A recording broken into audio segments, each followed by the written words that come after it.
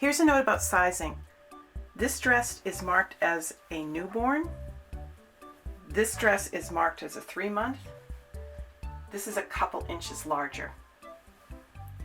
This dress is marked as an 18-month. That pretty much works. But it's still much smaller. This 18-month is still much smaller than the newborn, the one that's marked newborn.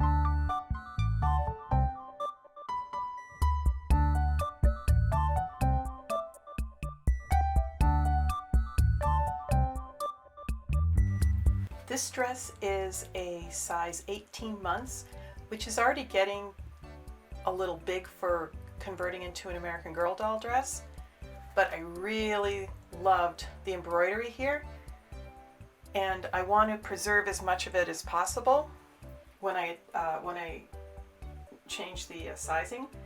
So I think what I'm going to do first is lift the shoulders a bit, then see how that fits. And then on the back, this is kind of a weird opening. So I'm almost thinking I can make this straight. Right now it's kind of like a cutout, but I'm thinking I can maybe have it up a bit and then pull it in a bit, and then we'll see where we're at. Here's the dress right now. I took the little sleeves, the little flutter sleeves off because they were different sizes and it was kind of noticeable. What I decided to do was this area here where there's this cutout, I'm just going to cut straight down here and here, and then join the skirt back again like that, and put a piece of Velcro along here instead of buttons.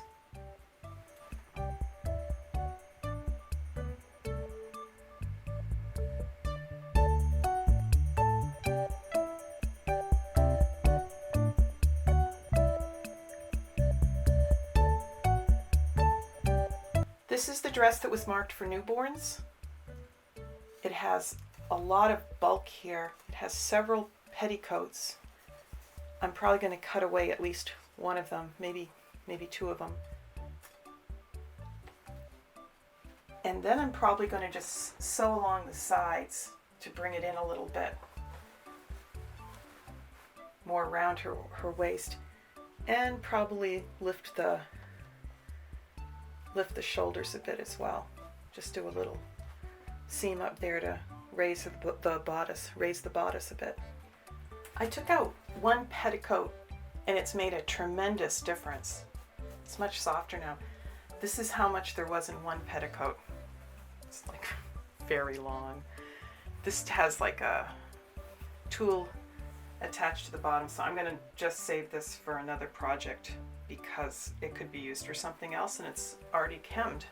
That these ribbons were attached at the seam on the sides, this one and this one over here, way over here. So I took them out of the seam, just undid the stitches and pulled them over, because now I'm going to pull the seams in then, and then I can sew the ribbon back over it again. I ended up having to take a couple inches off just to get rid of all the excess tulle and everything. I will be hand sewing this back on later. The best part of this though is because I was basically just taking it on the sides, I was able to preserve having the buttons in the back.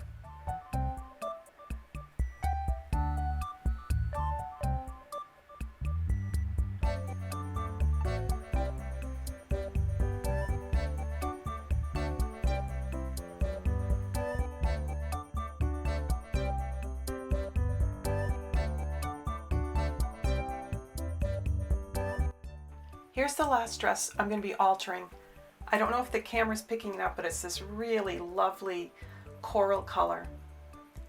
This dress was in the same rack with the infants' dresses, but it is actually a 4T. I didn't notice when I got it, but I think I probably would have bought it anyway just because I love the color. So it doesn't look bad when you're looking at it now, but in the back, it's just got loads and loads of fabric. I think the bow has to go. I think it's a little too big for the proportion of the doll. So what I ended up doing is I cut it open from the back. I saved a little bit around here so that I don't have to redo the flounces. And I'm not sure I'm going to be able to use it or not. I cut off a lot of the back. There's a lot of fabric here that I can use for other stuff. I ended up cutting her sleeves loose. I think I can shorten them from the back. And I ended up cutting even more off the back because it still goes around easily. There's a little bit of elastic here, and I'm almost wondering if that elastic will be enough to let her get in and out of the dress.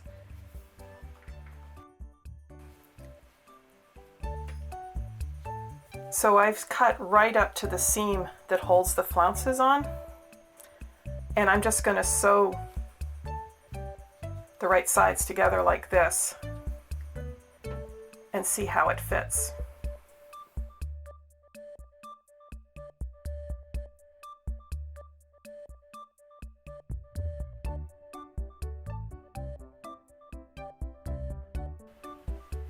Here's the back, it's all sewed. I think I'm probably going to use a hook here.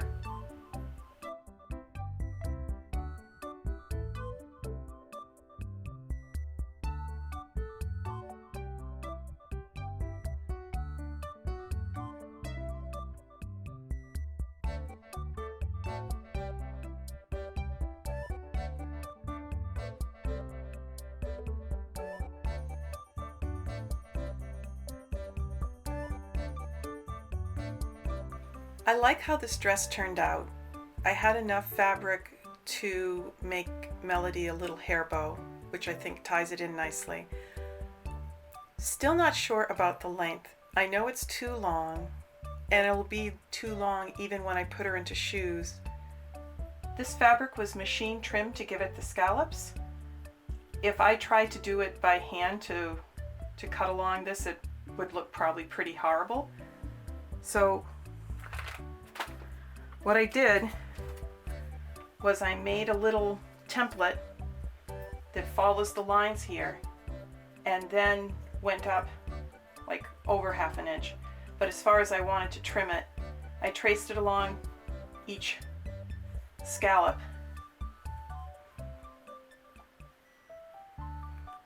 And now I'm going to trim this with very sharp scissors.